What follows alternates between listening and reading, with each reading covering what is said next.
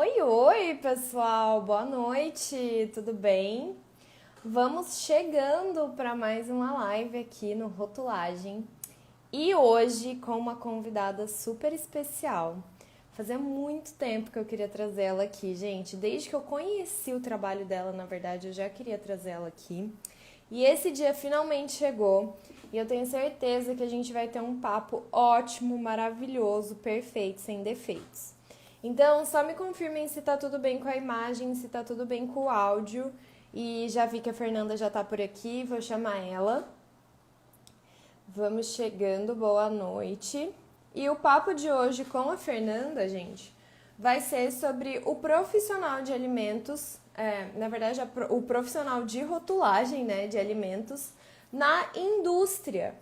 Então, a gente fala muito aqui, né, sobre consultoria, porque é o que eu vivo, apesar de não focar o meu conteúdo para consultoria. O meu conteúdo é sobre rotulagem, rotulagem na indústria, rotulagem na consultoria. Mas quando eu vou falar da minha experiência profissional, eu acabo falando de consultoria, né? Porque é o que eu vivo. Então eu trouxe a Fernanda aqui, ela atualmente atua com rotulagem na indústria, né? Isso faz parte do dia a dia dela. E ela vai contar essa experiência aqui pra gente. Então vamos chegando. Acho que tá tudo ok, né? Já me falaram aqui que está ok. Então, vou chamar a Fernanda para vir para o nosso bate-papo.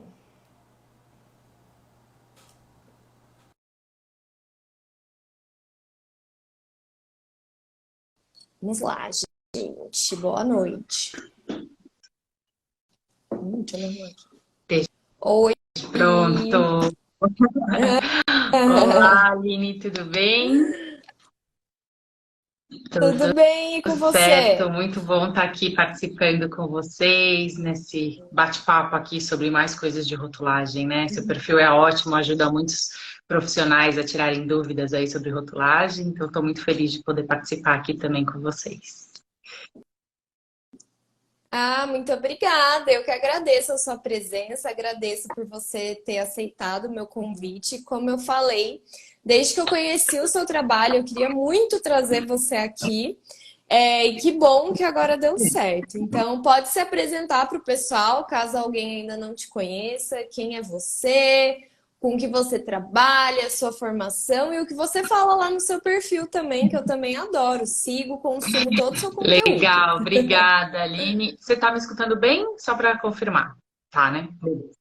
Então tá bom. Tá, tudo Então, eu sou certo. Fernanda, eu sou de formação bióloga e, inclusive, eu vi que recentemente você respondeu que bióloga também pode trabalhar com rotulagem, né? Então, achei legal. Eu acabei Respondi agora, antes de começar a live, eu respondi na Isso aí. Então, de caixinha. formação, eu sou bióloga e sou também nutricionista, então eu fiz as duas formações.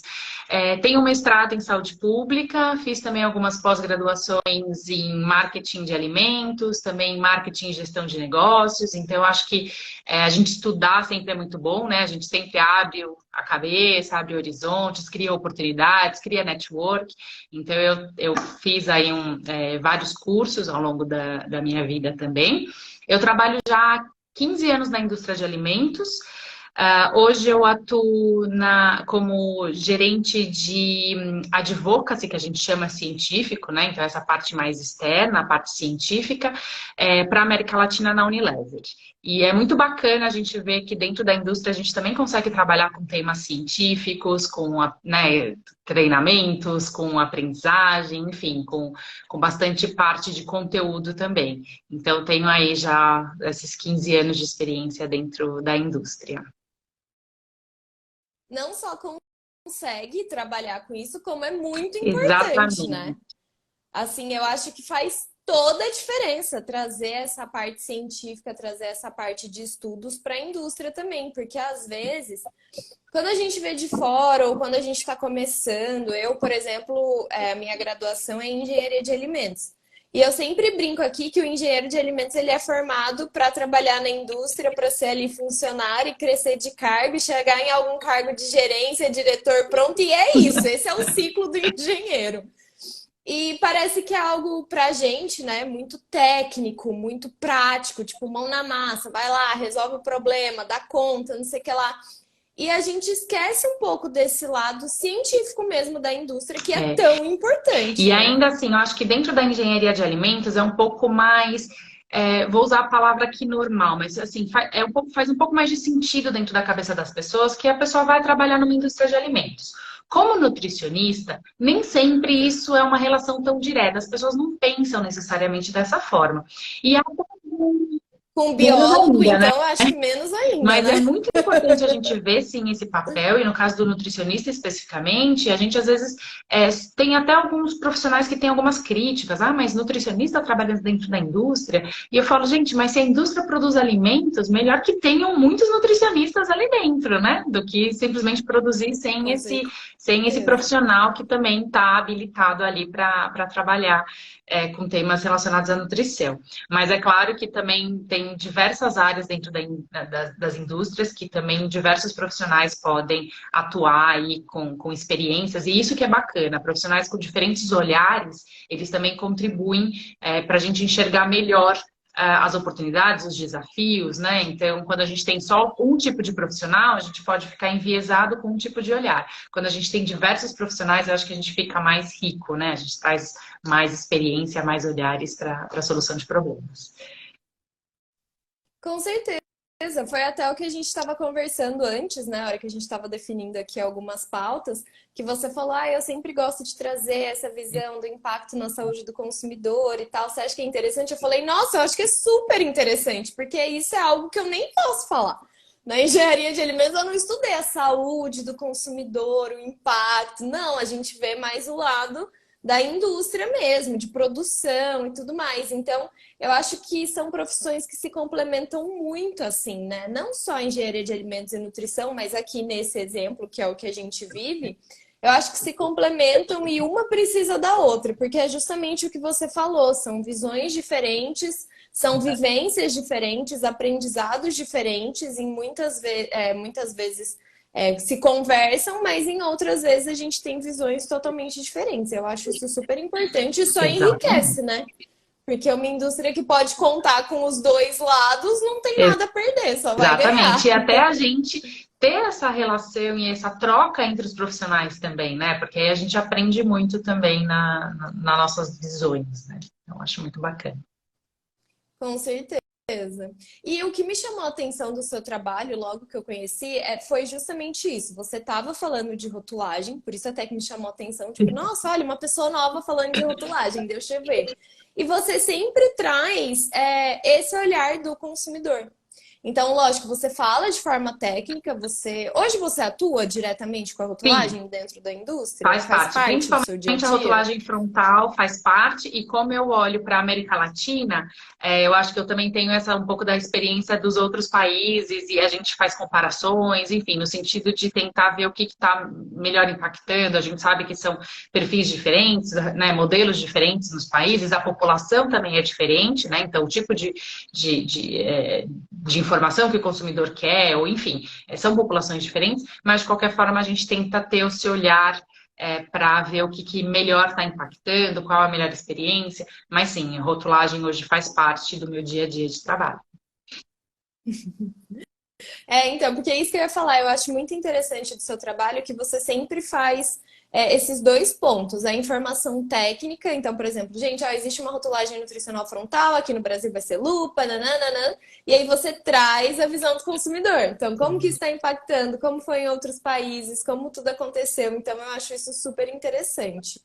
E como que a rotulagem entrou na sua vida, assim? Porque você é bióloga, daí você foi fazer nutrição, daí tá há 15 anos já na Unilever. Como que a rotulagem aconteceu para você? Pois é, Não vai me falar que foi amor à primeira vista lá na faculdade, que aí você vai na contramão não de foi. todo mundo que tá aqui. Vou dizer que não foi, mas foi um amor na época do trabalho mesmo. Então, eu acho que hoje em dia é algo que está aí, que está todo mundo sendo impactado, então simplesmente não tem como ignorar. né? E eu acho que a gente precisa hoje aprender sobre isso. E com esse olhar mais de saúde pública, me encantou também, porque além de atuar como nutricionista dentro da indústria, eu também fiz uma atuação durante 2 anos mais com consumidores, então com pesquisa com consumidores. E isso foi muito rico para mim, porque a gente quando está na universidade, quando a gente começa a trabalhar, a gente acaba focando um pouco naquilo que a gente está fazendo, né? Então a gente sempre quer fazer o melhor para entregar o melhor. Só que às vezes a gente esquece de olhar o outro lado, de quem está recebendo. Será que essa pessoa, para essa pessoa, aquilo que a gente está entregando como nosso melhor, é o que a pessoa quer? É o que aquele consumidor acha como melhor? Então, às vezes, a gente tem uma desconexão disso. A gente faz o nosso melhor baseado nos melhores estudos, baseado naquilo que a gente tem de melhor. Mas para o outro, talvez não seja. E eu acho que a rotulagem, ela tem muito desse ponto também. Que, claro, que em todos os países, a rotulagem, ela vem com a melhor das intenções. Né? E de uma certa forma, se você olhar em todos os países, você fala, gente, existem mais de 30 modelos de rotulagem nutricional frontal, por exemplo. Só se a gente falar de frontal. Tem mais de 30 modelos. Sim. O ser humano é o mesmo. Apesar da gente ter diferenças culturais, a gente é mais ou menos a gente é o mesmo, né? Tem as diferenças culturais.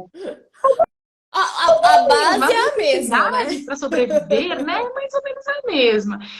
Então, por que a gente tem tanta coisa tão diferente? Então, eu não tenho dúvida de que as intenções são sempre as melhores e que todo mundo que propõe, que estuda, que trabalha com isso, faz sempre na melhor das intenções. Mas alguma coisa acontece que, por melhor que esteja a intenção, nem sempre o resultado é tão positivo. O que será que está acontecendo? E aí a gente tem esse outro olhar que é de quem está recebendo. Então, será que a pessoa que está recebendo, ela quer aquela informação, ela se interessa por aquilo, aquela é a melhor forma da gente chegar nela? Eu hoje mesmo vi um estudo novo, na verdade ainda não está nem finalizado, foi apresentado no congresso uma parte, né, desse estudo, dizendo do selo do Nutri-Score, né, que é o da Europa, que também se fala muito, que é um selo colorido, com letrinhas de A a E, e eles falando, gente, o grande problema é que as pesquisas vão perguntar para o consumidor se ele gosta. Se você gosta, é importante para você? E todo mundo sempre fala que sim, que gosta, que é importante, que vai usar. Mas existe um abismo entre o que as pessoas falam que gostam e o que realmente, no final do dia, elas acabam utilizando para fazer mudança de comportamento. E eu acho que é aí que a gente também tem que olhar. Então, tem o lado da rotulagem que a gente olha toda a implementação, que é muito importante a gente implementar certo, a gente pensar antes como fazer isso, mas depois tem aquele olhar, e aí, mas aquela boa intenção nossa tá surtindo aquele efeito que a gente queria? E a partir disso ir melhorando essa comunicação, né? Que não deixa de ser, a rotulagem não deixa de ser uma comunicação, né, com o consumidor. Não, total. E a primeira comunicação, né? Porque é onde tá ali todo. Eu sempre falo que é o cartão de visitas. O consumidor, ele conhece o seu produto pelo rótulo. Não necessariamente pela rotulagem, as informações, mas assim, chama atenção. Alguma cor, alguma estética, alguma informação que tá ali. E aí, a partir do momento que chega, que chama atenção, todo mundo olha rótulo, gente. Não tem como. Pode ser que o consumidor não entenda 100% de todas as informações que estão ali. Mas todo mundo dá uma olhada em tabela nutricional, em lista de ingredientes, em alguma coisa assim. Principalmente quando você está conhecendo um produto, né? Depois que você já está acostumado com ele, você não fica olhando toda hora. Mas quando é o seu primeiro contato, você sempre vai olhar o rótulo. É tipo, eu acho que é natural. E aí já. uma... E Desculpa, mais uma parte do que você falou, de que talvez a pessoa não entenda tudo que tá ali, né? E até isso é uma coisa que a gente tem que sempre olhar. Então, se a nossa intenção é que o consumidor entenda, e ele não está entendendo, primeiro, a gente tem que identificar, ele realmente não está entendendo? Ou ele entende, mas ele não usa aquela informação, né? E se ele não está entendendo, o que eu posso fazer para melhorar? Eu preciso educar esse consumidor, eu preciso mudar a forma que eu coloco essa mensagem. E eu acho que tudo isso é muito novo, né, Aline? Acho que você pegou aí né, essas grandes mudanças, porque é tudo muito novo. Antigamente a gente tinha umas informações básicas e era meio que aquilo, ninguém se preocupava muito se aquilo estava sendo legível, né, se o consumidor estava entendendo. Então a gente está muito recentemente olhando isso. Aqui, o consumidor também, ele muito recentemente está tá exigindo isso, tá se empoderando, tá buscando essa informação. Então é algo novo, por isso que eu acho que é tão importante a gente entender, a gente fazer perguntas, né? Não tomar nada como tá super correto. A gente está aprendendo, vamos dizer, né? É uma ciência meio que nova. Exato. E isso até tem faz um link com o que eu ia falar, porque eu ia falar justamente do Nutri-Score que você falou antes. Toda vez que eu falo dele aqui, eu falo, eu não gosto. Porque eu não gosto de coisas que classificam os alimentos. Eu não gosto de classificação. Porque para quem não conhece, gente, o Nutri-Score ele é usado em alguns países da Europa e ele classifica o alimento em A, B, C, D, sei lá, até onde vai, e ainda com cor. Então, A é verde, aí vai ficando amarelinho e tal. Então, ele tem uma classificação e eu não gosto quando classifico o alimento em A, B, C, ou verde, amarelo, vermelho, o semáforo também não gosto, porque eu acho que você não dá liberdade para o consumidor de entender. Eu acho que ele não vai buscar entender, ele vai olhar, esse aqui é A, esse aqui é B, vou levar o A. Tipo assim. O preço é o mesmo. Esse é A, esse é B. É tudo suco de laranja. Por que eu vou levar o suco de laranja B se eu posso levar o A? Mas assim, por que esse é É. A e o outro é E B? eu vou. Não sei, mas esse é A, eu quero o A.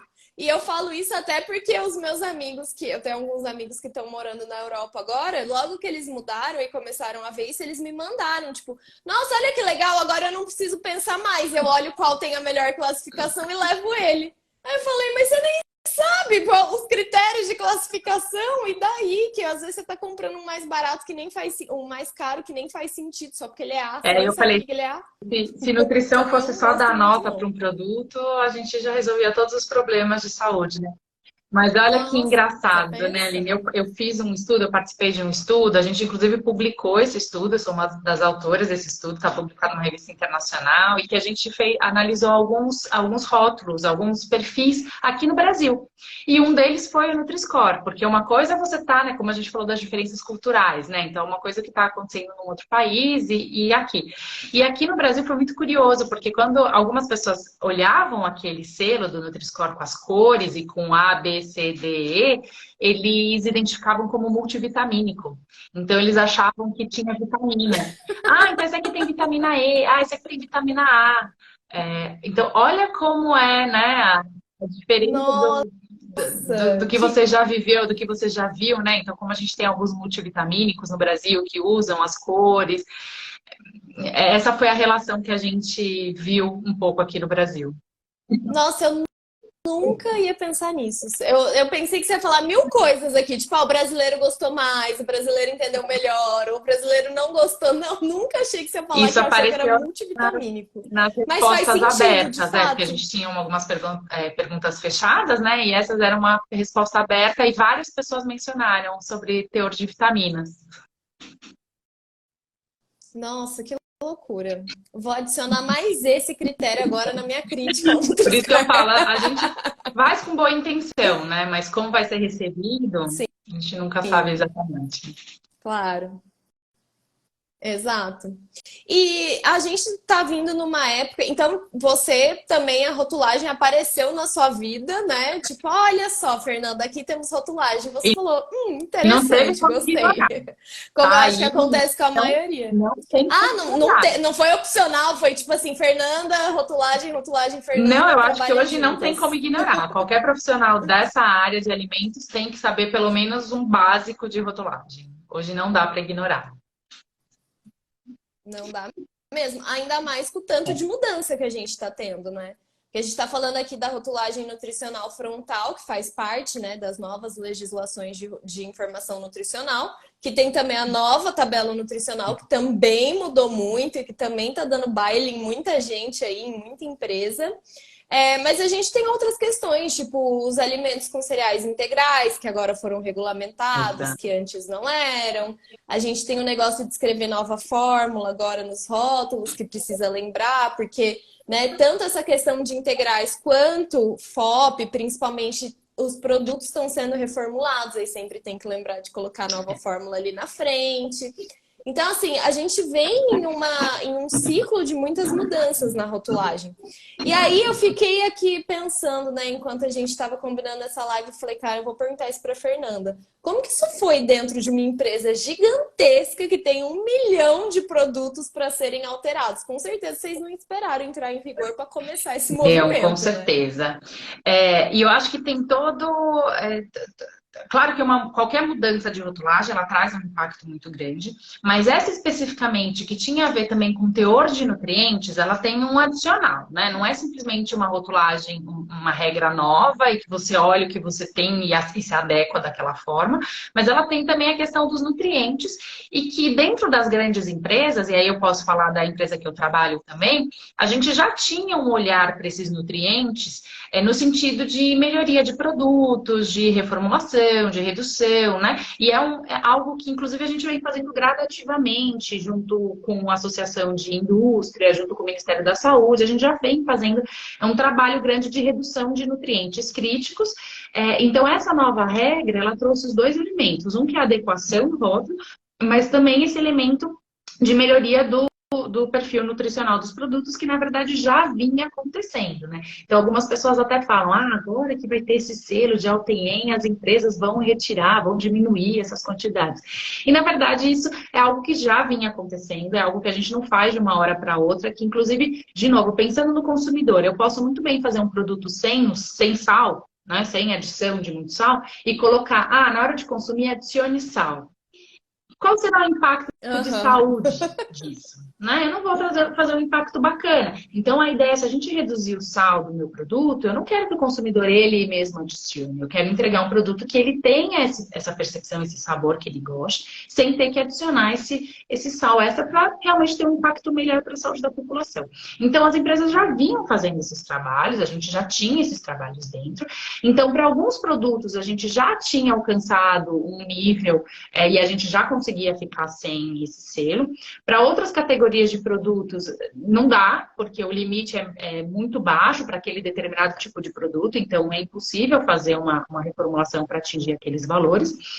Então, a gente teve que fazer toda uma adequação de rótulo, mas também, às vezes, acelerar uma ou outra inovação que a gente já tinha feita, né, para tentar reduzir aquele nutriente e tal, e tentar ver todo um mapa, né? Então, a partir do momento que a gente viu que a norma estava para ser aprovada, que a gente teve os limites aprovados, a gente já começou a fazer um mapa de como que a gente ia fazer essa implementação. E justamente o prazo que a Anvisa dá também, por exemplo, que ela deu ali dos 2 anos para as inovações, algumas pessoas também criticam isso, mas também tem uma justificativa, e quando a gente está nesse dia a dia da grande empresa, a gente também vê a importância disso. Primeiro, para não ter desperdício desses alimentos, né? Então, alimentos que já foram produzidos, se eles estão fora da norma, não pudessem estar no mercado, a gente tinha que descartar esses produtos, ia ter um desperdício muito grande de alimentos e de matéria-prima, enfim, de tudo, que não faz o menor sentido, principalmente que a gente tem insegurança alimentar no Brasil, né? Então, desperdiçar alimentos. Nem é Exatamente. o objetivo, né, da Mas tem gente que mudança. falava, não, mas tem que entrar em 6 meses, né? E não pode ter mais no mercado. Mas, gente, tem produtos enlatados, por exemplo, que eles têm uma vida útil mais longa. Você falar, em 6 meses eu tenho que estar todo adequado, o que eu faço com aqueles produtos que já foram produzidos, né? Então, tem toda uma discussão maior. Uhum. E aí a gente começou a entrar, então, dentro desse mapa, o que a gente ia entrar primeiro, pensando em prazo de validade dos produtos, então, tempo que eu ia ter para esgotar os produtos que já estão no mercado, tempo que eu preciso para fazer uma nova arte, tempo, de repente, para fazer um ajuste final de formulação, para se adequar, então, a esses critérios, porque a gente está falando aqui de FOP, né, de rotulagem frontal, mas também de ingrediente que funciona como açúcar adicionado. Como que eu faço esse cálculo? Eu consigo substituir um desses ingredientes? Então, é toda uma mudança grande. Não, e até para o produto não é tão simples, né? Eu falo que quando eu comecei a fazer engenharia de alimentos e comecei a falar mais sobre isso, a minha família, assim, os meus amigos ficavam, nossa, não dá para fazer um chocolate que não engorda, um chocolate sem açúcar, um chocolate sem gordura. Nossa, não dá para fazer não sei o que. Eu falei, gente, dá? Vocês vão comer? Não vão, vai ficar horrível. Fazer não é o problema. Então, porque assim, vamos reduzir então açúcar, gordura saturada e sódio do produto para não ter FOP. Os impactos disso. né? Sensoriais, os impactos de shelf life, porque querendo ou não, sódio, açúcar e até gordura ajudam a conservar o produto, dão textura, dão sabor. Então, assim, a gente vai substituir pelo quê? Que vai dar corpo, né? No produto. Então, assim, são muitos impactos. E aí eu achei legal que você falou que fez um mapa, né? Que vocês fizeram um mapa para. Porque é isso. Desde o começo com essa mudança, eu falei, gente, vai envolver a indústria inteira. Não é só o profissional de rotulagem aqui. Não é só chegar e É mudar o verdade. rótulo. Porque se fosse só chegar e mudar o rótulo, tava fácil. Você pegava a arte do rótulo, fazia uma nova e falava, pronto, gente, tá aqui. Pronto, mudou. Não, envolve a indústria inteira. Mas eu falei, quem que vai ser o maestro dessa orquestra? Porque de onde que vai sair a informação principal? Quem que vai ler a legislação e falar o prazo que tem, as adequações que tem que fazer, os limites que tem que cumprir, o que, que pode, o que, que não pode? Porque, então vamos trocar açúcar por maltodestrina. Não, não, não, calma aí, Também vai maltodestrina entrar com também uma... é açúcar. Não, vamos trocar por mel. Não, não, não, não, também é açúcar. Então, quem que vai passar todas essas informações?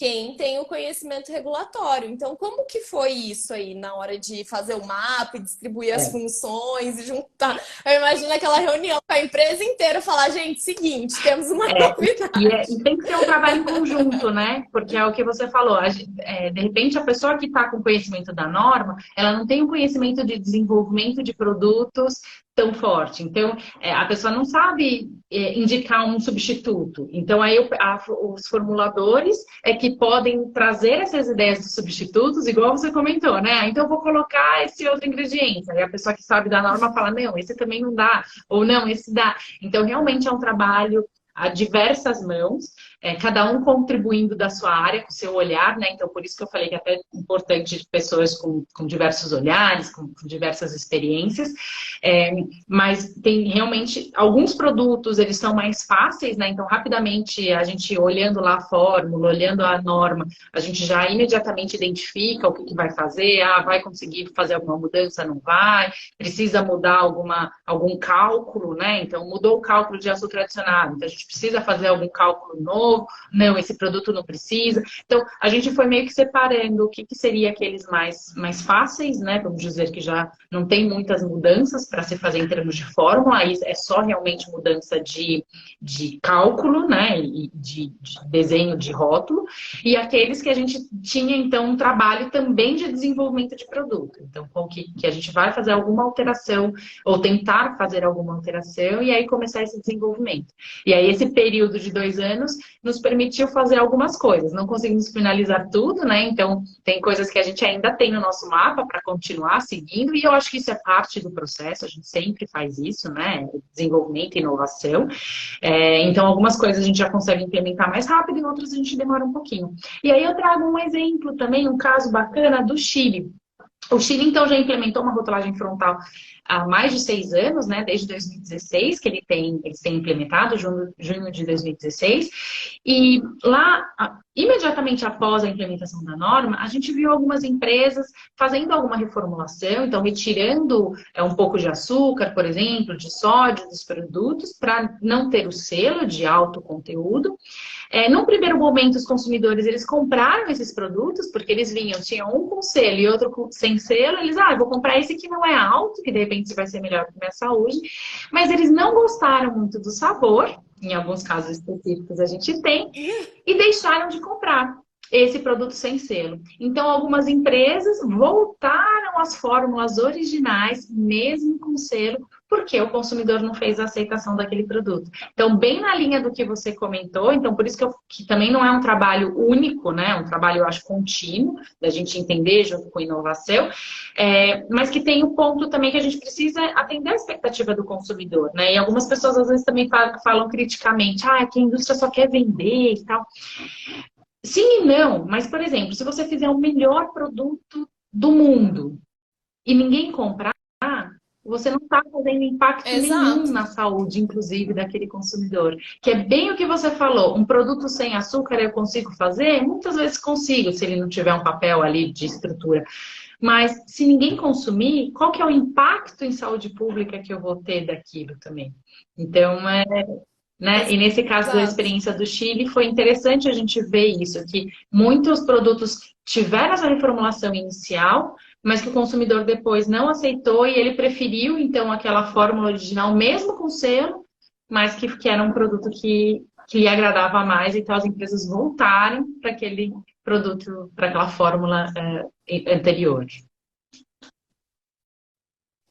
E isso mostra também, eu acho que tanto esse mapa que você falou, que eu sempre uso aqui, de o profissional de regulatórios, né, digamos assim, mas o profissional que tem a informação da legislação, ser o maestro da orquestra, e essas análises de mercado posteriores também, né? No Chile a gente já consegue ver grandes estudos, porque eles já estão aí há um bom tempo. Aqui a gente vai começar a analisar o que você falou, somos todos seres humanos, mas cada um tem uma cultura, tem um jeito, tem um tipo diferente. Então a gente vai começar a ver os impactos agora aqui no Brasil, porque estão começando a chegar, né? Mas eu acho que isso mostra muito, tanto esse antes, o durante e o depois, mostram muito da importância dos profissionais estarem capacitados, né? Para fazer essa análise posterior, né? De tipo, qual foi o impacto, o que a gente pode fazer, tem alguma solução, o que a gente pode mudar, o que a gente pode tentar fazer se caso o produto não foi aceito. Essa análise anterior de trazer, gente, prazos, o que pode, o que não pode, e também o durante, né, para fazer as alterações. Então, eu vejo muito isso no meu trabalho como consultora, porque muitas vezes eu estou falando com o pessoal de P&D, eu estou falando com o pessoal de qualidade das empresas que eu presto serviço, e assim, eles não sabem. Não sabem porque não é a área deles, porque não é para saber mesmo, entendeu? Porque nunca foi exigido que se soubesse. E você vê a dificuldade que é quando a pessoa não sabe. Eles se sentem totalmente perdidos. Tipo, meu Deus, eu preciso reformular o produto agora, mas não sei o que eu posso pôr, isso aqui pode, isso aqui não pode, o que eu faço? Então, assim, eu vejo muito claro no meu trabalho como consultora a importância desse profissional capacitado, desse profissional que consegue trazer as informações, que consegue guiar, né, todo o resto da indústria para que o trabalho seja feito no prazo certo, da forma certa e tudo mais. Como que você vê isso dentro da indústria? Isso fica claro também? Ou na indústria dá para dar um jeitinho? Não sei, como que funciona? Porque eu nunca trabalhei com rotulagem na indústria. Quando eu trabalhava na indústria, eu não trabalhava nessa área. Então, assim, eu tenho um pouco da experiência da indústria, mas de outra forma. Então, eu queria saber de você, como que você vê isso no seu dia a dia? Não existe jeitinho, né? Principalmente quando você trabalha em grandes indústrias. Não tem jeitinho, né? Se deu 15 gramas de açúcar, é FOP, gente. Não tem o que fazer. E principalmente as grandes indústrias, elas são muito visadas, né? Então eu até comento, algumas pessoas falam, mas será que dá para confiar, né, no que tá ali no rótulo e tal? E a gente sabe, por exemplo, que tem uma complexidade imensa nessa nova rotulagem, mas dentro das grandes indústrias é muito importante que tudo seja realmente muito, muito correto, porque a visibilidade é muito maior. É diferente quando uma empresa menor ela comete um erro, e por desconhecimento aqui, né? Vamos deixar aqui né, o ponto que é complexo. E às vezes a gente comete erros, enfim. Se é uma empresa menor, talvez passe um pouco mais desapercebido e você consiga até fazer uma correção sem ninguém perceber, né? E fazer essa correção sem um impacto muito grande para o consumidor. Quando são empresas maiores, a visibilidade é muito maior. Então, qualquer erro ele é muito mais fácil de ser percebido, primeiro pelo número de produtos, número de consumidores e até pelos olhares de sociedade civil, de Sim. concorrentes, de consumidores. Então, Se você pega uma marca como a Unilever, por exemplo, os concorrentes menores estão todos para fazer esperando ver o que a Unilever vai fazer para ver o que eles vão exato. fazer, né? Então, assim, a Unilever vai com lupa nesse produto? Então todo mundo pode ir. Não, a Unilever vai sem lupa. Não, então a gente vai ter que tirar, senão não vai ter jeito. Acaba que as grandes empresas elas têm essa responsabilidade, né? Também de mais ou menos guiar aí o mercado. Então, assim, é muito importante que tudo seja muito bem feito mesmo, que os profissionais olhem com muita atenção atenção, com muito cuidado, que a gente tem essas discussões. Tem, às vezes, algumas dúvidas, né, que a gente tem e que às vezes a gente não consegue solucionar dentro da empresa, porque tem muito de interpretação algumas vezes. Então, a gente algumas vezes leva para associação de indústrias. Então, por exemplo, a gente tem a BIA, né, uma delas, a Associação Brasileira de Indústria de Alimentos. A gente pode levar alguns temas para serem discutidos lá. Agora, por exemplo, o perguntas e respostas, né, que a Anvisa liberou, que gerou mais perguntas ainda, né? Mas então são temas que também às vezes não é tão simples, não é só falta, porque você não leu a norma, né? Às vezes você leu, você entendeu muito bem, mas tem pontos que ainda são né, difíceis. A própria Anvisa, né, demorou aí 2 anos para chegar numa recomendação sobre alguns temas, então não é uma coisa realmente simples, mas que precisa ser levantada e discutida. Então eu acho muito importante a capacitação desses profissionais, até para esses momentos de levantar e falar, olha, isso aqui não está claro na norma e precisa ser melhor explicado. Então, até para fazer esse tipo de questionamento, esse tipo de indagação, você precisa estar muito capacitado, né, do que está ali, do que está esclarecido, o que não está esclarecido na norma e que precisa de mais estudo ou mais esclarecimentos, inclusive da agência reguladora, sobre o tema, né? Exato, porque quando você não tá capacitado, não tá por dentro, não tá nem sabendo o que tá acontecendo, você fica muito rendido, né? Então alguém vem e te fala um negócio, você fala, ah, tá bom. Aí a outra pessoa fala, não, não é assim, você fala, ah, tá bom, então não é. E aí muitas vezes você não consegue nem perguntar. O negócio tá você tá tão aleatória no rolê que você não consegue nem fazer uma pergunta. Então, tipo assim, ah, agora cacau foi entendido como açúcar adicionado. Aí você só fica assim.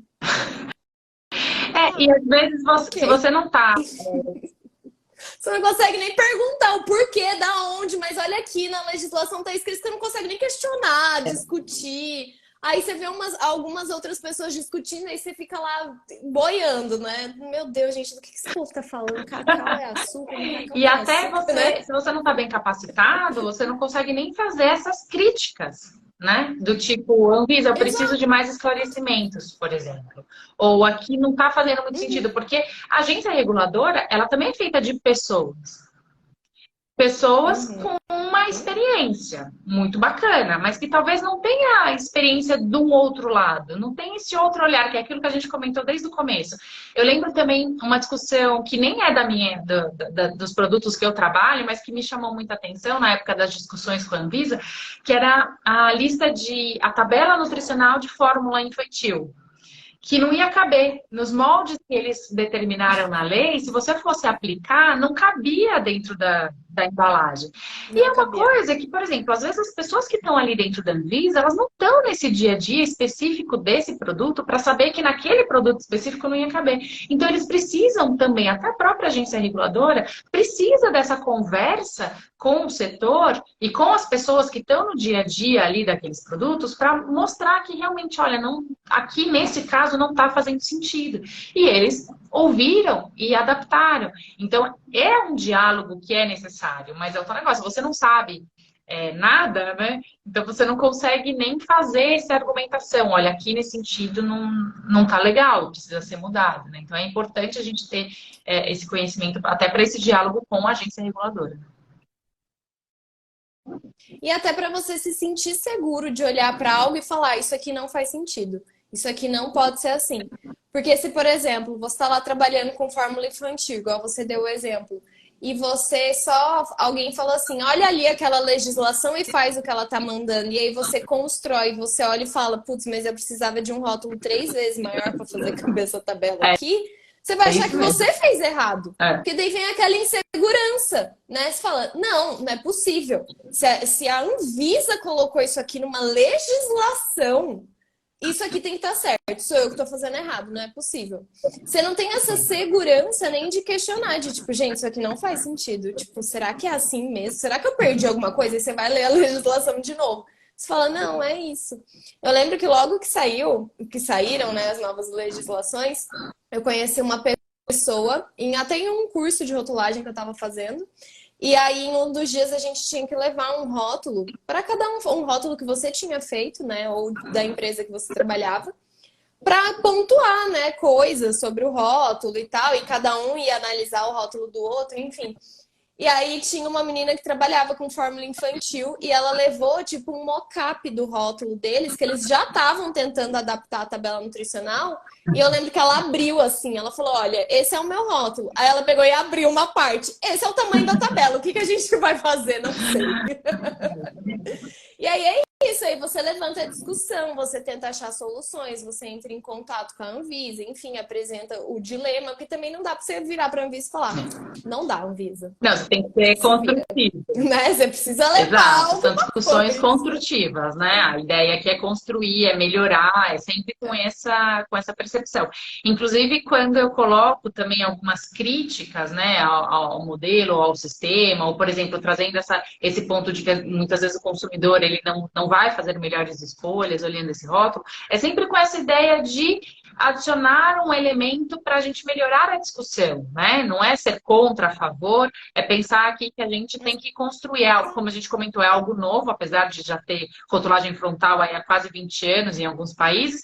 No Brasil é algo novo, ainda tem muita coisa que a gente precisa entender. Esses modelos que a gente chama de advertência, né, de auto-end, lupa, né, mas eles são mais recentes, né? Então, o primeiro realmente foi do Chile, então a gente tem aí 6 anos, pouco mais de 6 anos, com experiência nisso. Então, são coisas novas que a gente está aprendendo e que a gente precisa ter esse olhar macro nesse sentido, de como a gente melhora, como a gente evolui, como que a gente entrega, então, a implementação correta de acordo com a norma, mas também como que a gente continua olhando isso para ver se efetivamente a gente está entregando a resposta final, né? Então, a rotulagem frontal, ela vem com um intuito e a gente precisa continuar monitorando, e a própria Anvisa diz, né, que depois de 2 anos da implementação, ela ia monitorar para ver se os resultados esperados, né, estariam de acordo, não, os resultados encontrados estariam de acordo com os esperados, para fazer, então, uma adaptação se for necessário, né, uma mudança se for necessário.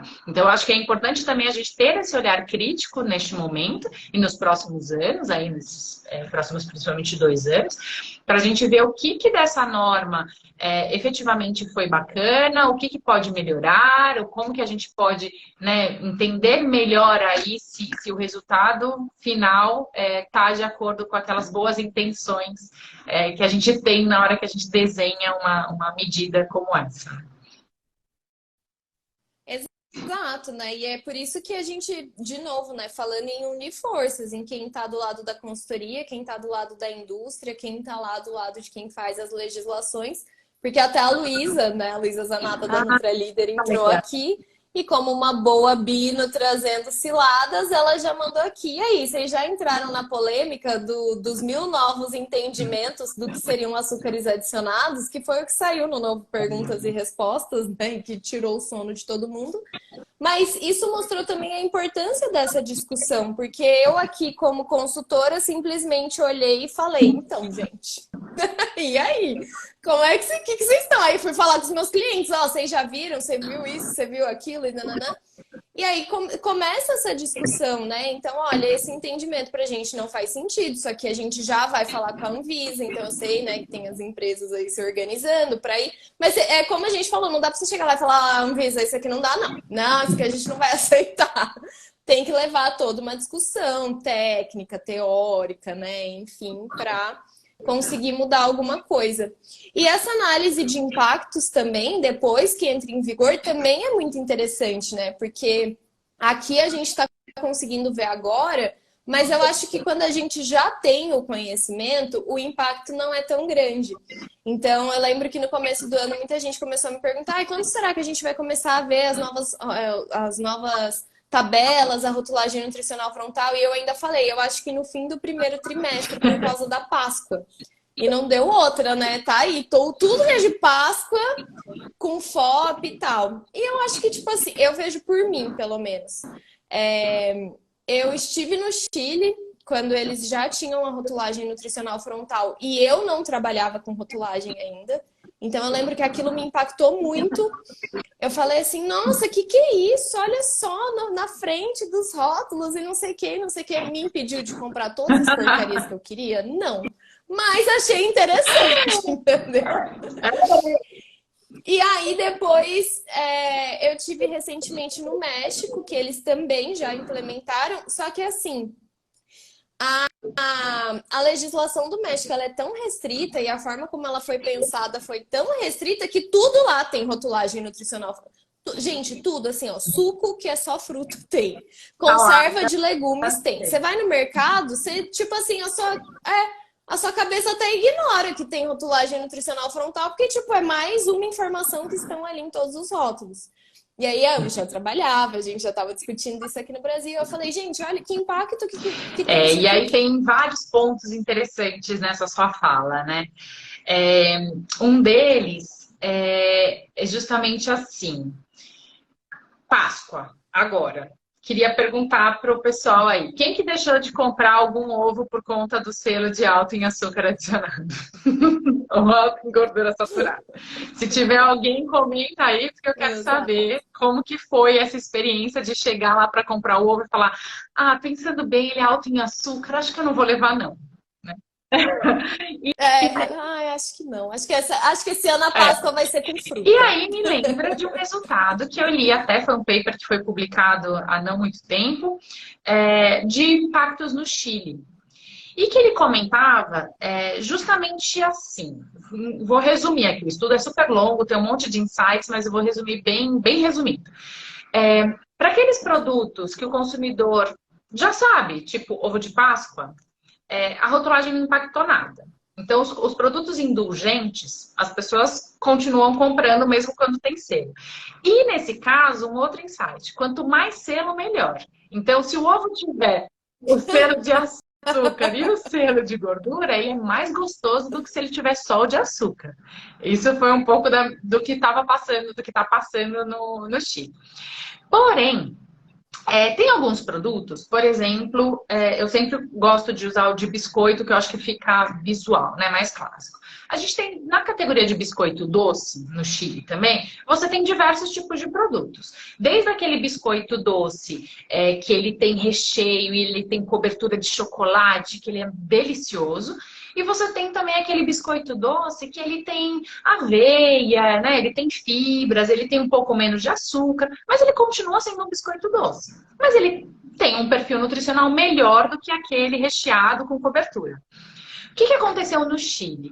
Quando o consumidor ele foi para a gôndola e ele viu que os dois biscoitos, tanto aquele com aveia, com fibra e menos açúcar, quanto aquele recheado e com cobertura, os dois tinham o mesmo selo de alto em açúcar, ele falou, opa, mas eu comprava esse aqui de aveia achando que ele era melhor, mas ele tem o mesmo selo, então ele é igual? Ah, então eu vou comprar o que eu gosto mais, porque esse aqui ele não é tão gostoso, mas eu comprava porque eu achava que ele era melhor.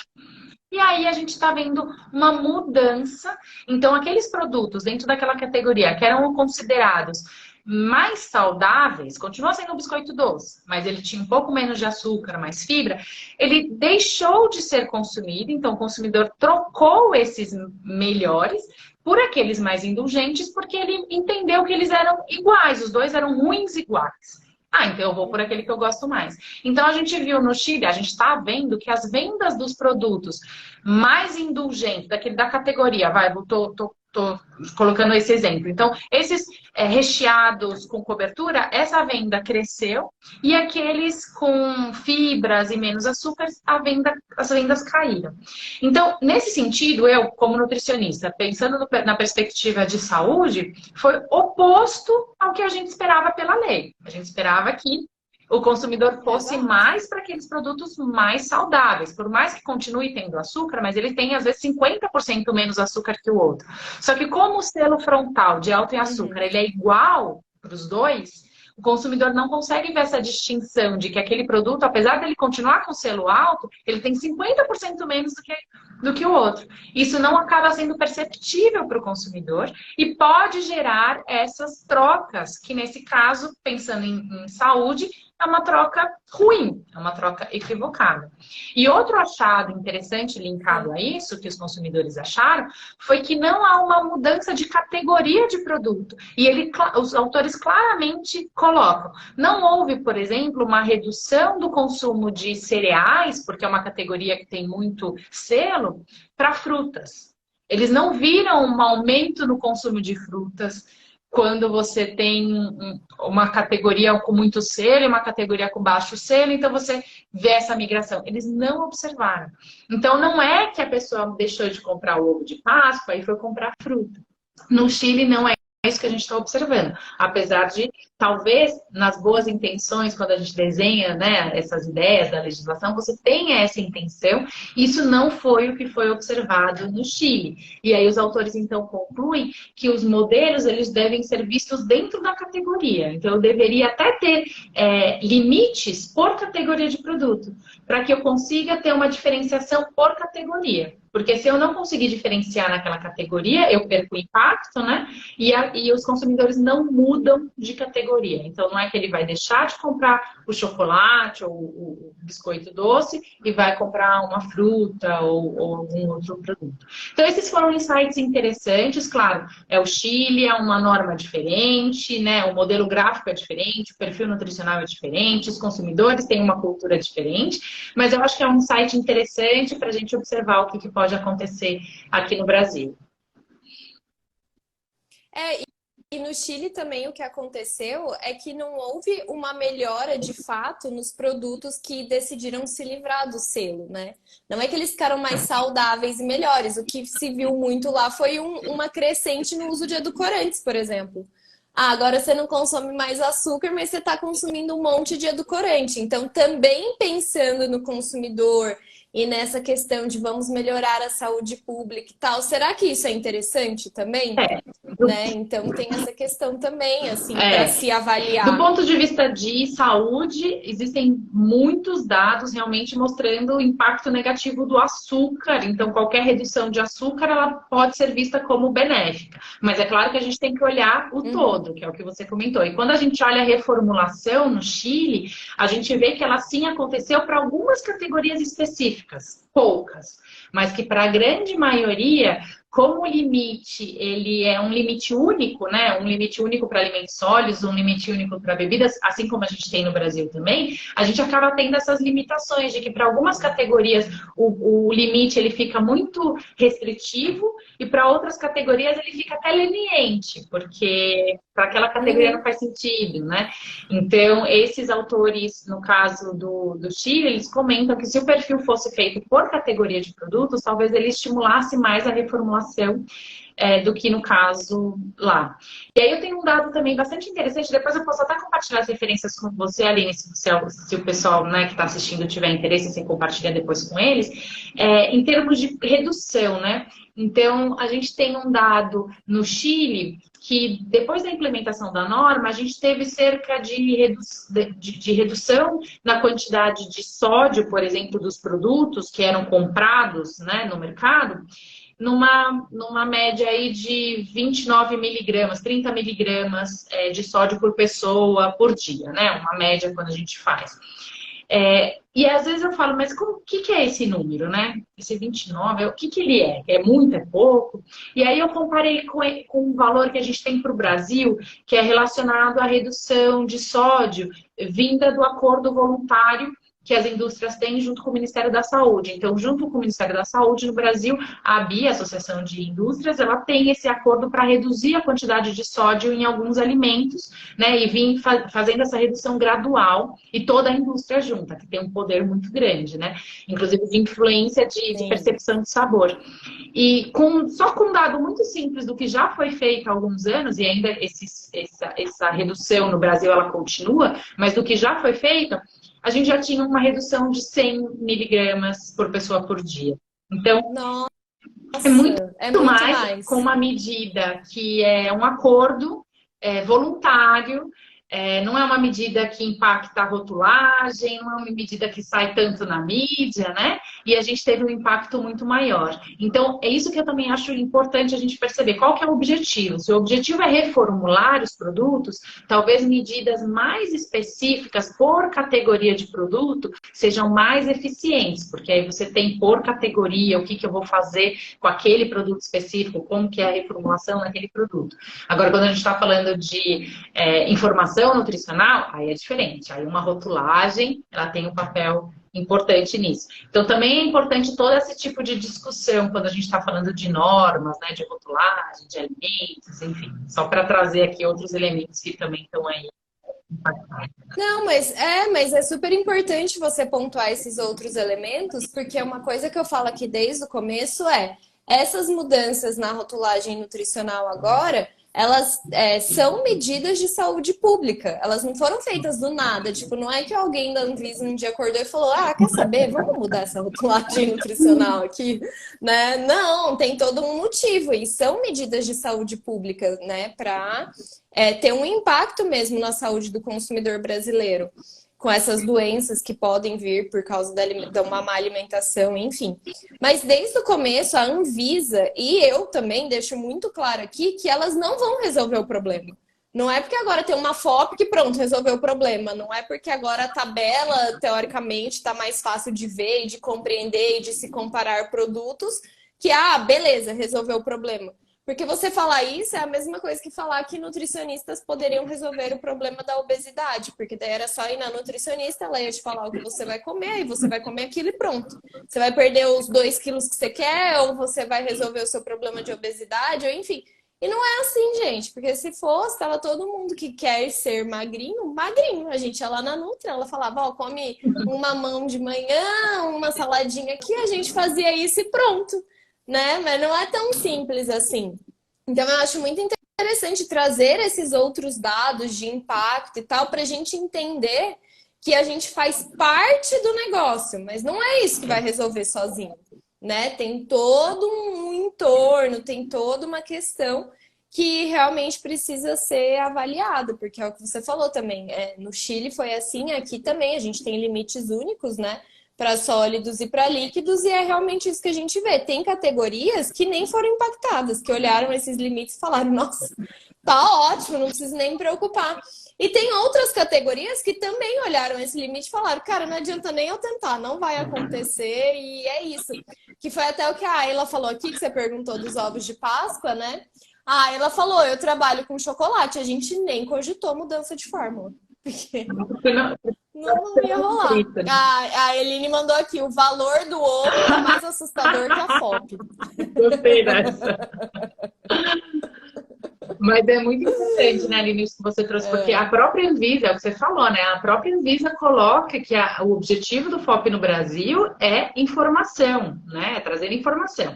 É claro que quando a gente fala, eu quero dar informação para o consumidor, no final do dia a gente quer que esse consumidor use aquela informação para alguma coisa, né? E ou alguma coisa que a gente quer que ele faça escolhas mais saudáveis. Então, apesar de sim a Anvisa deixar muito claro que o objetivo é informação e realmente a FOP ela não tem capacidade de fazer essas mudanças, a gente gostaria, até eu como nutricionista, gostaria que os consumidores olhassem, né, isso, e tomassem decisões mais saudáveis. Mas estão olhando, viu? Porque ó, a Tata, ou Tata, não sei, mandou aqui, ó. Eu trabalhei em uma indústria de chocolate e me deparei com uma cliente na loja indignada que o ovo era alto em açúcar e gordura.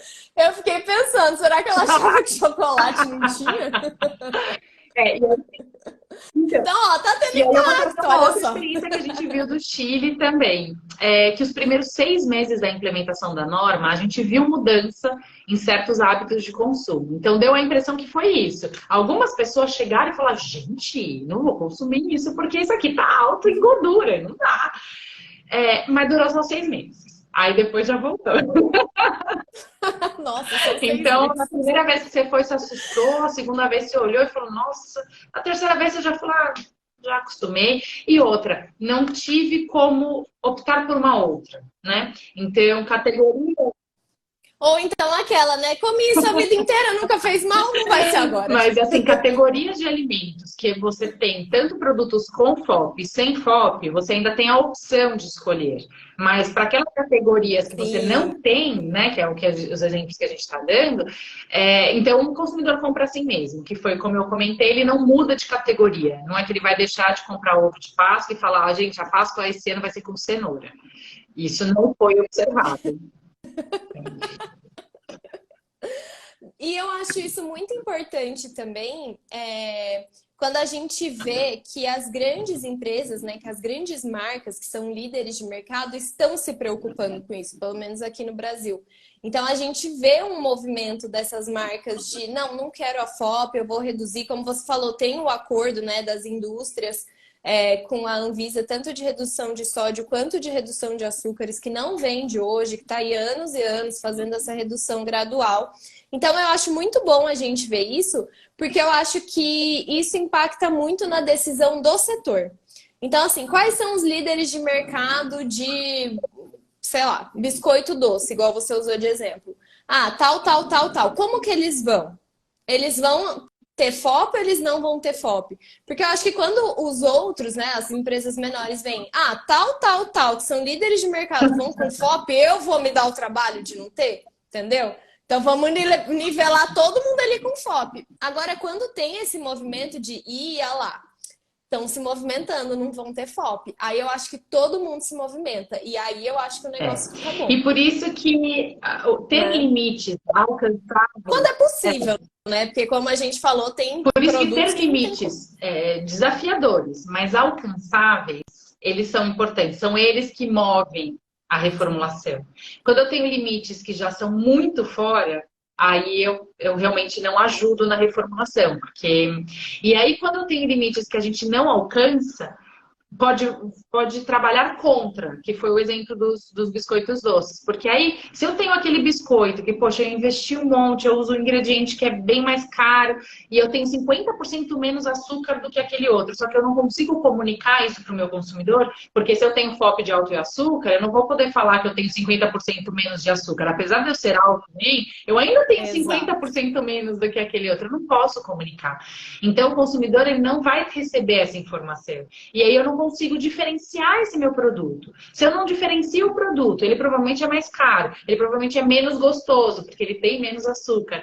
E então o consumidor não vê o valor daquele produto, ele não vai consumir. Então eu também posso deixar de produzir um produto que era mais saudável, vou deixar de investir uma inovação para fazer aquele produto mais saudável. Então, esse que é um dos problemas que talvez, né, o efeito que a gente não vê, né, o side effect, fugiu aqui o nome, mas o efeito que talvez seja negativo, colateral, colateral. O efeito colateral dessa norma que super, né, de novo, com boas intenções, mas que de repente pode ter um efeito que a gente não estava esperando e que é negativo. Que foi o que aconteceu com essas novas interpretações de alguns alimentos como açúcares adicionados, né? Então, por exemplo, eu tenho alguns clientes que fazem chocolate não só chocolate, mas produtos que levam cacau sem adição de açúcares. E a marca é isso. A marca é baseada em fazer doces sem adição de açúcares. E aí a conversa, primeiro que eles, né, me chamaram e falaram, Aline, é isso mesmo? Tipo, agora cacau tem açúcar adicionado e, tipo, tudo que tiver cacau não é mais sem adição de açúcar. Eu falei, então, parece que é isso aí mesmo. Aí eles falaram, tá bom, então, tipo, a questão é, por que eu vou continuar fazendo se o meu produto não tem o mesmo sabor do que um chocolate com açúcar? Ele não tem o mesmo preço, porque ele é mais caro. Eu tenho muitas vezes um lucro menor, porque eu não posso vender tão mais caro também. Então você põe no papel, muitas vezes parece que tipo, você não pode comunicar. Vou fazer um chocolate com açúcar porque não pode comunicar. Você não vai poder falar porque às vezes não vai ter FOP, mas você não pode falar que é sem adição de açúcares e explicar para o seu consumidor que não tem açúcar ali. Até porque ele vai olhar na tabela nutricional e vai ter açúcar. E agora você... Né? Nem que sejam totais. Então, e agora assim, você imagina o diabético nessa confusão. Isso é verdade. Porque para o diabético é uma informação importante você saber se ele foi adicionado de açúcares ou não. Claro que todo o açúcar ali dentro, mas né, é uma informação importante. Então agora você também não ter esse destaque de não contém açúcar adicionado para esse perfil de consumidor, né? Você vai trazer mais complexidade para uma compra que já é complexa, né? Que quando a pessoa tem uma necessidade especial, você já tem uma complexidade nessa compra. E quando eu tenho um claim, né, um selo, né, de que não tem adição de açúcares, você facilita um pouco essa compra.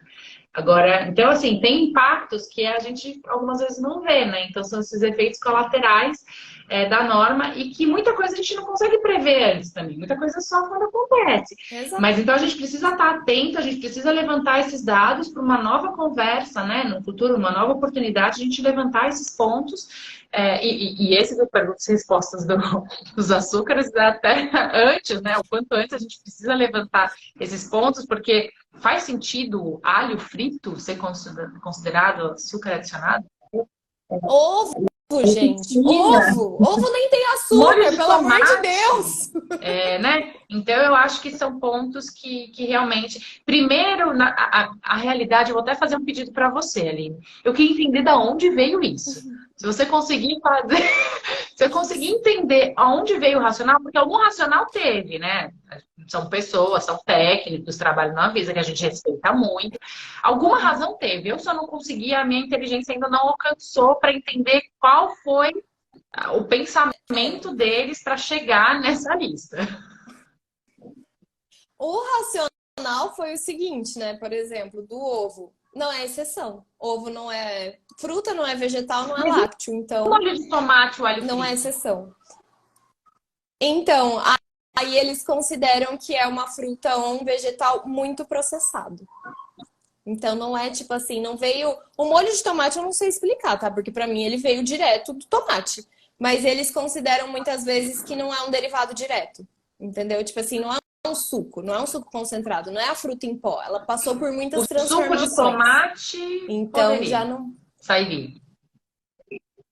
Tipo, então, não sei mais, porque eu já não sei mais o que responder para as coisas. Uma pergunta para Anvisa. Mas é mais ou menos isso. Mas aí eu te pergunto, e por que o suco concentrado de todas as frutas e vegetais pode, mas o de cana não pode? É bom. Então, assim...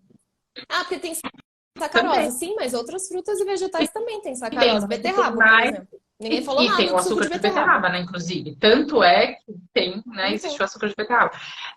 Pois é, e tem frutas e vegetais que têm mais açúcares, tem outros que têm menos. Então, deveria fazer uma grade, né? Enfim. Exato. Tipo tâmara, gente. Tâmara é um açúcar. É usado, inclusive, para... Tâmara é um açúcar em forma de frutinha. Exatamente. Então, mas o racional é mais ou menos esse. Mas é muita loucura. Eu tenho uma amiga que ela trabalha numa empresa que quase tudo deles é feito de amendoim. E aí ela tava lá fazendo a alteração da rotulagem, tipo, sei lá, da paçoca, do pé de moleque, não sei o que. E ela, não, aqui tudo bem, né? Vai ter FOP de açúcar adicionado e tal, ok. Aí ela chegou na pasta de amendoim, que é só amendoim batido. Aí ela falou, será que aqui eu preciso considerar FOP de gordura saturada? Porque o amendoim é alto em gordura saturada, mas ele é isento por ser, né, uma oleaginosa, enfim, tá ali vedada. Aí ela falou, mas e a pasta de amendoim? Aí ela teve a brilhante ideia de perguntar pra Anvisa. Aí a Anvisa falou, não, a pasta de amendoim tem FOP. Aí ela falou, mas é só amendoim, tipo, não tem outro ingrediente. O ingrediente é amendoim batido até virar uma pasta. Aí a Anvisa falou, sim, tem FOP, porque não é amendoim, é pasta de amendoim. Aí eu falei, cara, por que você foi perguntar? Não é pra perguntar, não pergunta! Pois é, e assim, se tá confuso pra gente... Aí, de novo, qual é o racional por trás disso? É o mesmo Agora, que se tá molho de confuso tomate. pra gente, imagina pro pobre do consumidor.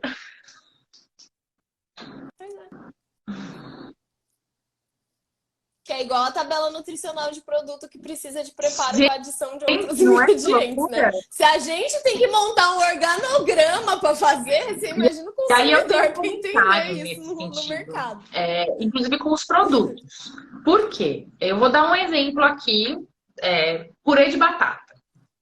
Existe no mercado produtos, purê de batata, que ele é feito com a batata desidratada, enfim, mas que ele já está pronto. Ele também tem a adição da gordura e adição de leite. Então, no seu modo de preparo, você simplesmente adiciona água.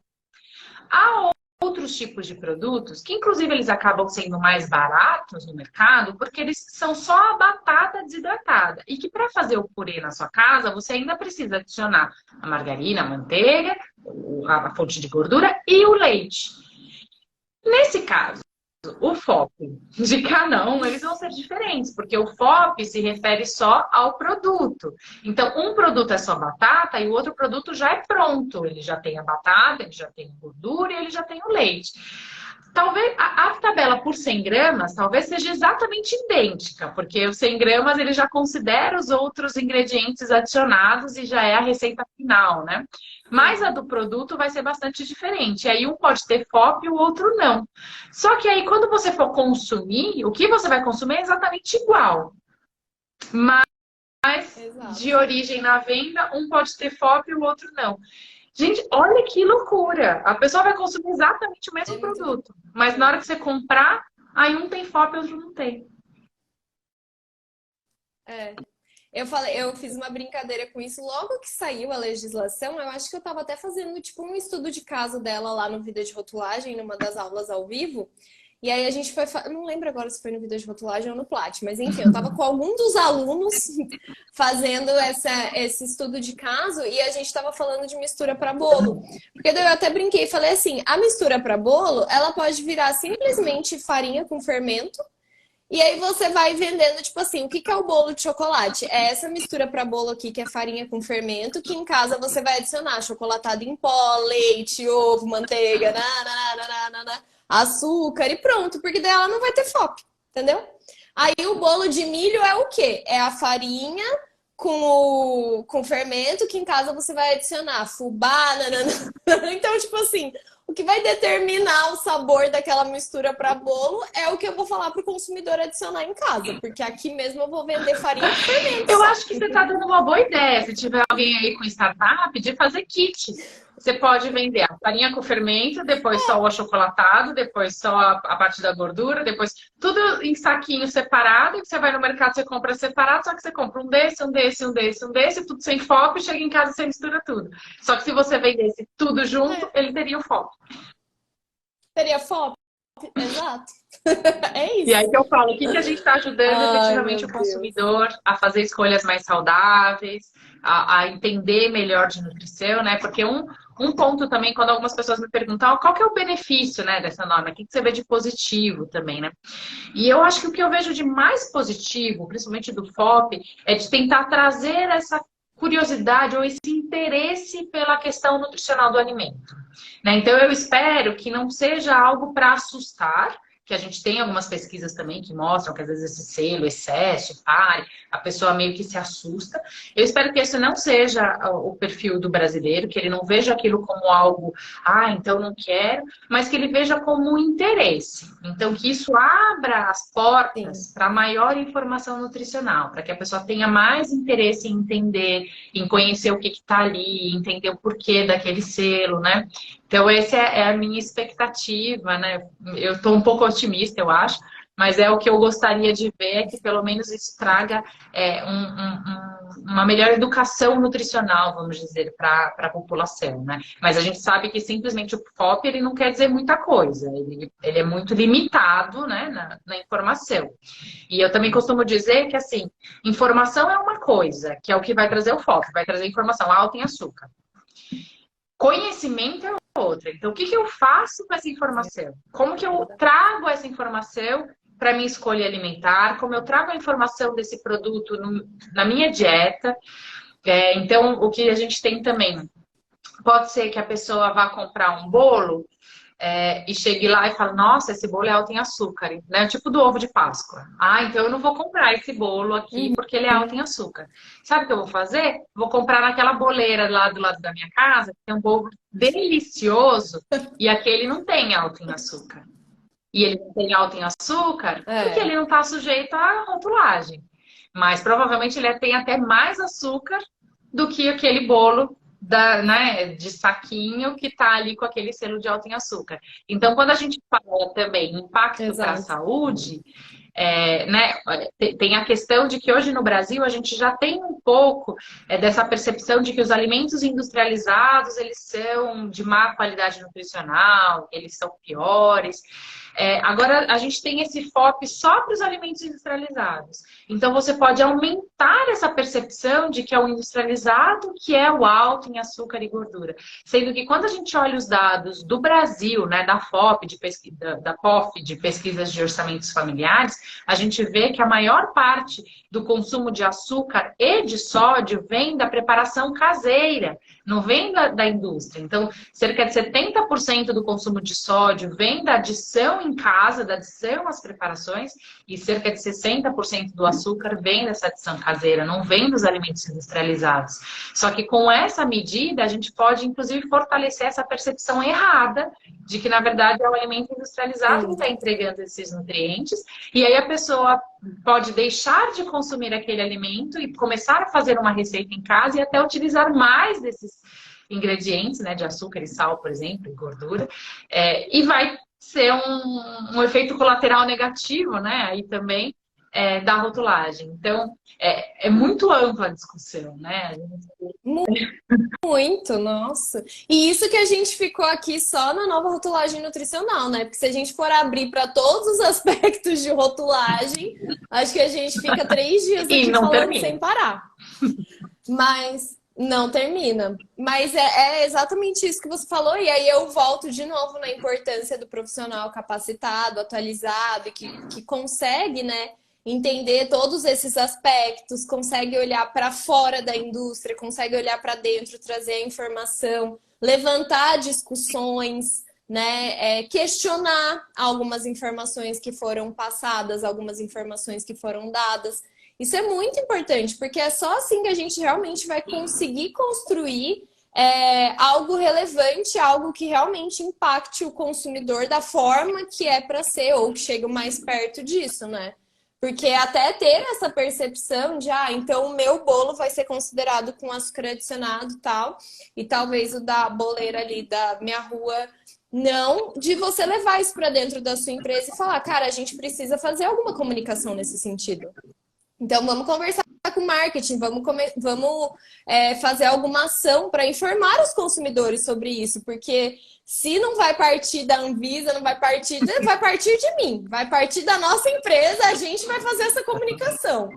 Então isso é importante. É verdade, também. Como a gente falou, né? A gente tem que construir, a gente tem que, a partir daí, não é se lamentar, mas é o que a gente pode fazer, né, a partir daí para melhorar. Tanto aí cada empresa, né, vendo os seus produtos e querendo chegar no consumidor da melhor forma, mas também quando a gente fala em impacto de saúde, o que a gente tem também para ajudar a população nesse todo, né?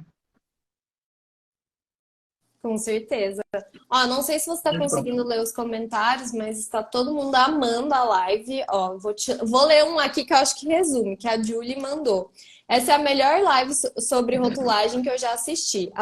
As colocações estão sendo de extrema importância e muito rica em fatos retirados de estudos. Ah, legal. E como eu te falei, eu posso te passar as referências, se o pessoal tiver interesse de ler mais no detalhe, tem bastante coisa bacana que dá pra gente aprender aí. Sim, mas vocês podem ir lá seguir a Fernanda também, né, gente? Vai lá seguir ela, manda uma DM pra ela, fala, Fernanda, quero todos aqueles estudos que você Isso falou aí, inclusive lá. eu tô para fazer, porque esse estudo eu li há muito, esse que eu comentei do Chile, né?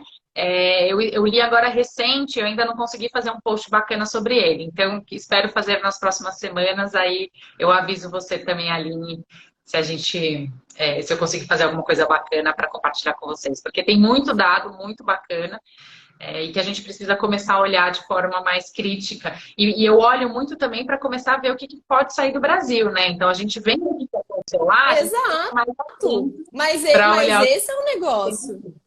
Já que estamos aí um tanto atrasados, digamos assim, né? Já que a nossa só chegou agora, vamos aprender com quem já está fazendo. O que está dando certo, o que não está dando certo. Nossa, já está um pouco assim, né? Porque se a gente olhar todo o desenvolvimento dessa nossa rotulagem, a Anvisa, ela olhou, né?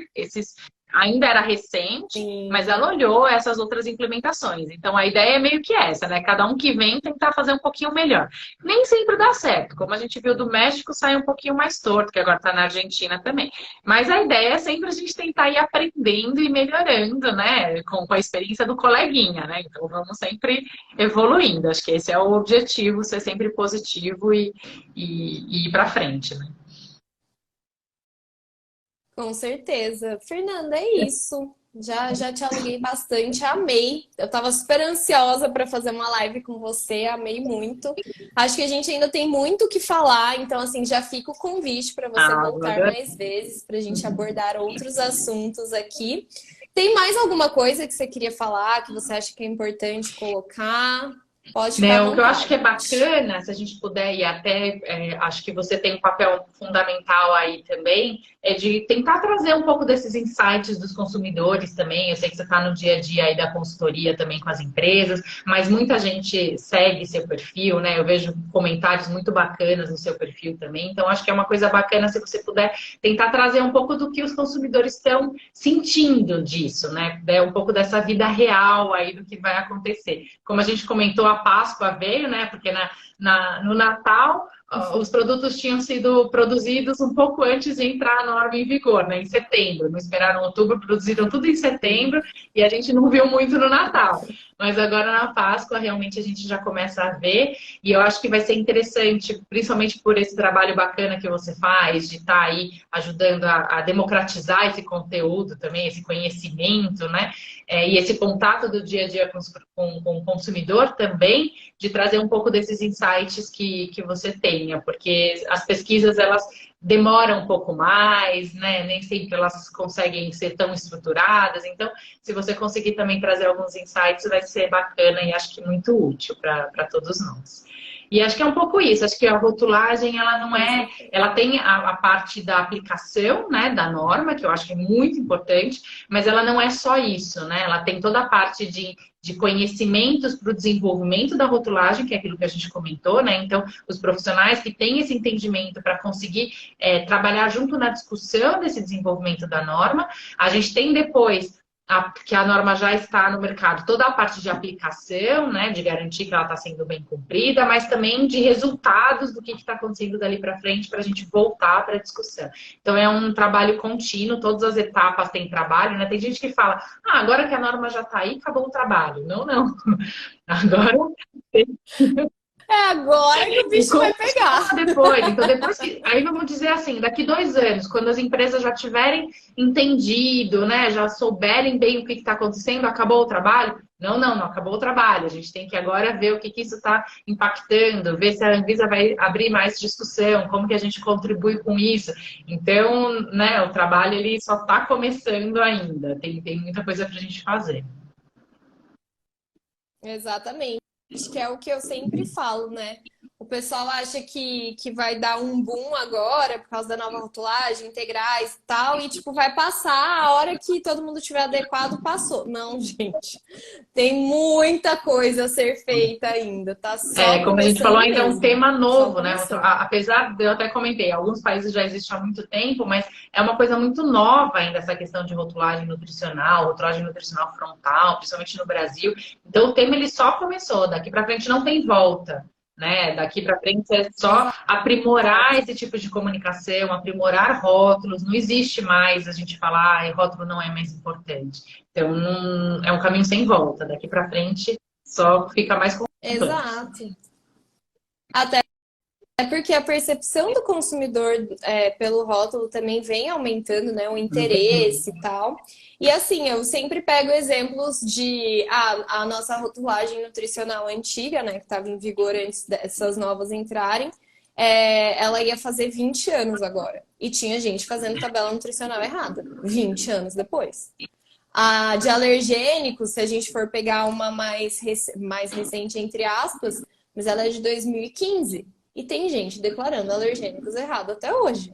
Então, assim, não é um boom e depois, todo mundo já vai saber fazer, não vai precisar mais de mim. Não, precisa. A gente sempre precisa de profissionais capacitados que saibam o que estão fazendo, gente. Esse E boom não vai outra, passar. e se a Só gente vai pensar no aumentar. futuro da alimentação, está ficando cada vez mais complexo. E quando a gente começar a produzir carne em laboratório, como que vai ser essa declaração? Eu ia falar isso agora. A gente nem tem uma legislação Não de é? plant-based ainda, gente. Então, Nem a gente tem tem ainda. impressoras 3D aí já imprimindo alimentos, né? E aí? Como que vai ser na hora de chegar aqui no Brasil? Como que Meu vai ser essa Deus. declaração, né? E tem gente que acha que é coisa muito futurística, e não é não. Isso já é realidade em alguns países. Claro, é muito caro, como qualquer inovação, começa dessa forma, mas é algo que está aí e vai vir. E a gente ainda não tá pronto para Exato. declarar a lista de ingredientes desse produto, não. Não, e hoje em dia as coisas acontecem tudo muito rápido, né? Eu lembro que a hora que começou essa onda de produtos de origem animal versão plant-based foi tipo 2018, 19 que começou a popularizar mesmo o negócio, porque eu lembro que eu fui para os Estados Unidos e tipo o que eu queria era comer o hambúrguer do futuro, o hambúrguer lá, o Beyond Burger, né? Que era o mais famoso na época. Eu não quero comer, quero experimentar. Então, assim, não era tão popular ainda, não tinha aqui no Brasil ainda. E era 2019, agora a gente está em recém chegou 2023, o que você vê no mercado é tudo plant-based, até, sei lá, produto de origem animal que nem existe, eles já fizeram plant-based, já tem a versão plant-based. Então, as novidades elas chegam muito rápido, elas acontecem muito rápido hoje em dia. Então, hoje não sei quem lá, não sei aonde, no laboratório, imprimiu lá na impressora 3D um alimento. Gente, é daqui 5 anos, tá todo mundo E a comendo. gente tem uma agência regulatória que também é nova, né? Fez 20 anos há pouco tempo, mas que talvez não esteja acompanhando tão rápido essa inovação. Então, também é uma coisa que a gente tem que observar. O que vai acontecer? Porque eles precisam começar a ter mais agilidade. Alguma coisa vai ter que acontecer também, que a gente ainda não sabe muito bem, mas alguma coisa vai ter que acontecer. E aí, quanto mais profissional preparado, também melhor, né? Então, Exato, exato. Mas é isso, Fernanda. Muito obrigada. Queria continuar conversando com você aqui horas e horas. Então já se prepare para voltar, por vou favor, que eu vou te adorar. convidar mais vezes. Agradeço muito sua disponibilidade, foi um papo assim maravilhoso. Ainda bem que todo mundo aqui aparentemente gostou, porque eu estava totalmente entregue aqui, nem vi. Eu pegava um comentário ou outro aqui, mas foi Eu muito bom mesmo. fiquei Muito muito obrigada. feliz de participar com vocês, é muito boa essa interação e gosto muito do seu trabalho, então se você quiser me convidar novamente, estou aí à disposição. Acho que é muito bacana esse bate-papo sempre. Obrigada, é recíproco. Gente, essa live vai ficar salva aqui no feed, então se você chegou agora, pegou pela metade, perdeu o começo, enfim, vai ficar salvo aqui. Assistam, porque tá riquíssima isso aqui, viu? Então, tem que assistir com o caderninho. Eu mesmo fiz várias anotações aqui, então aproveitem. E é isso. Obrigada, Fernanda. Boa noite. Obrigada. Boa noite, gente. Até Tchau, a tchau. próxima. Tchau, tchau.